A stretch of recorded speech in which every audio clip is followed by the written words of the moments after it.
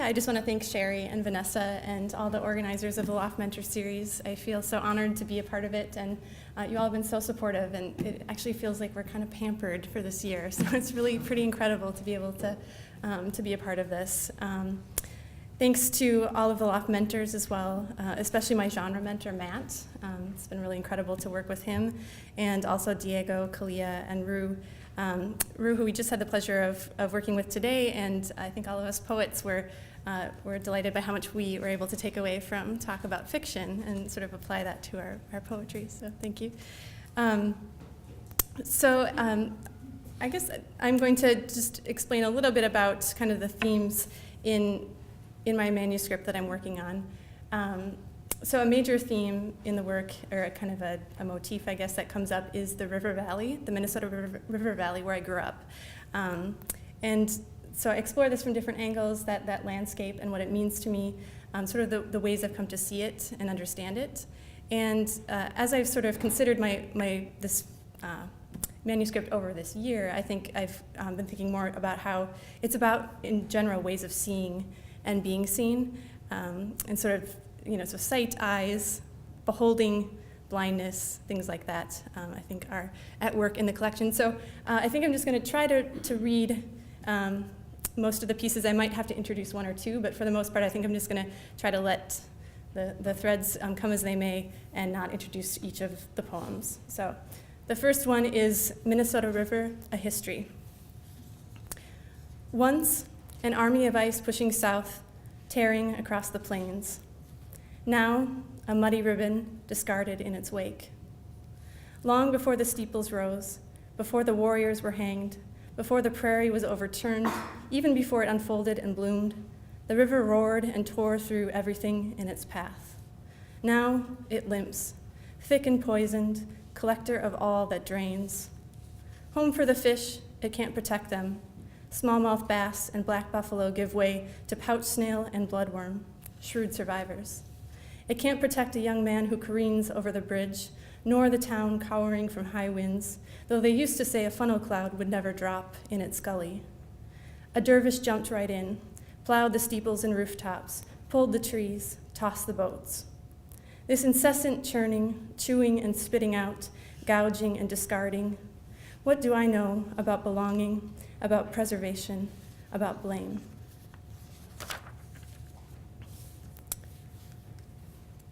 Night Vigil. Those midsummer eves when the sky turns pale and green, when clouds bloat and swell miles away over the plains, air sluggish and still. Then the siren wails, echoes through the valley. Then the wind comes, the front birch and boulevard maples bend and twist, turn back their ears like so many dogs submitting to their keeper. Most times we filed into the basement, the old battery radio growling, climbed up to bed when it was over, elm and forth shining under streetlights, leaves languid and dripping. Worse were the nights when it didn't come, lying in my nightgown dotted with blue whales, rainbow sheets kicked off in the heat, twilight bleeding through lace curtains along with wine of father's mower, sweet musk of grass. I worried for father, worried for all of us, for the great anvil of flare and boom that might well be building in the west, rolling toward us from miles away.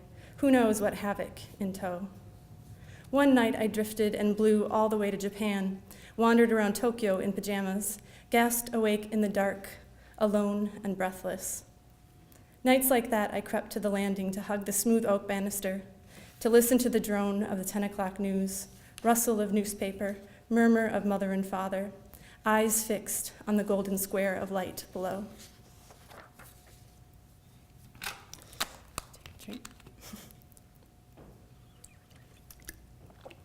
So I will explain this next one just a little bit. In part, I decided to read this one because it relates to the anniversary of the Boston Marathon bombing, which was just yesterday, I believe. And so I wrote this poem 2 years ago on the day of the bombing, and I guess it's a different kind of observational poem and sort of, in a way, a challenge to really try to see a tragedy like that and not look away, which is often my impulse, is to sort of look away and try to not see, not take it in. So I wrote it sort of inspired by a form that Deborah Keenan uses and Roseanne Lloyd, where it's just what it was like today, April 16th, 2013. And it's kind of just a series of statements or observations about the day. And so how it's written, there's sort of an asterisk in between each of those observations. So since you can't see that, I guess I'm just going to say I'll number them as I go. 1, woke up late, ate a granola bar for breakfast at my desk. 2, studied a photo in the newspaper, a young man whose right leg had been blown off. The other leg was still there, tied on with a shirt for the time being. 3, watched the blue sky out my office window and again at home. 4, the young man's father learned about his son when he saw the photo on Facebook. There was his son. There was his son's favorite t-shirt. 5, listened to Johnny Cash and Gillian Welch on repeat. If I Were a Carpenter and My First Lover. Why these earthy love songs, I don't know. 6, at the hospital, both of his legs were cut off at the knee. Total limbs lost in Boston yesterday. 9. 7, filled out a survey for the Census Bureau, the American Community Survey. Flush toilet? Yes. Telephone? Yes. Employed? Yes. All the essentials. 8, a man in a cowboy hat helped him. He is beside him in the photo. He beat out the fire with his favorite t-shirt.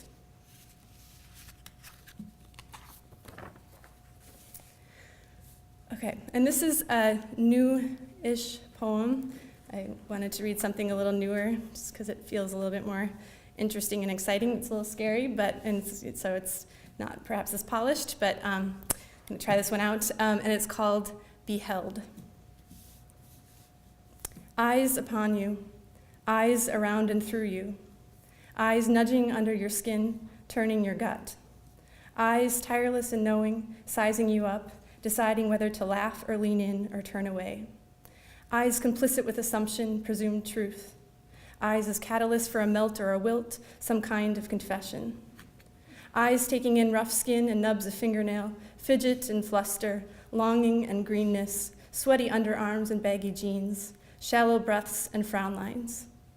Eyes presuming even in admiration, taking you in, appropriating.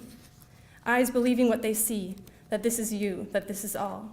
Eyes that want to connect, hold a charge that you break, the weak link, blown fuse. Eyes as microscope or peephole, eyes that see through darkness and smiles, cracks in a fence, x-ray. Furrowed eyebrows, stage lights. Eyes seeking steadiness, a stable version of you, something that won't blur in the lens. Eyes that freeze you in a moment, refuse the moving current of you, the becoming. Eyes that take in part of you, shadow but not light, light but not shadow. Eyes that see both and keep looking, hold the gaze, a gaze overtaking you. Eyes that are too beautiful, green against the water, kind and open, eyes so warm you can't stay still underneath them. Eyes that are dull, resigned. Eyes filled with tears, some of the easiest to behold and understand. You know tears. You can do something with that. Delight, anger, love. Those eyes are much more unpredictable, foreign crosshairs.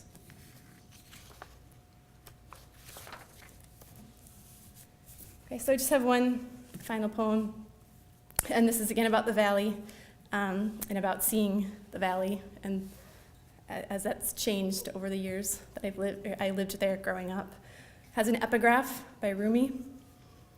It's, listen to the reed flute, how it is complaining. It is telling about separations. It took me a long time to see you, after years on the edge of your gulf. You are absence manifest, emptiness given shape, but also wound, and wound is my mother tongue. You are limestone, rooftop, church steeple, train whistle, rising and setting sun, the deepest rift. You bear your scars plainly, let others take refuge in them, indifferent as the crow on the Virgin Mary. In your crater, things are built and raised and built again. Brand your scars along my rib cage.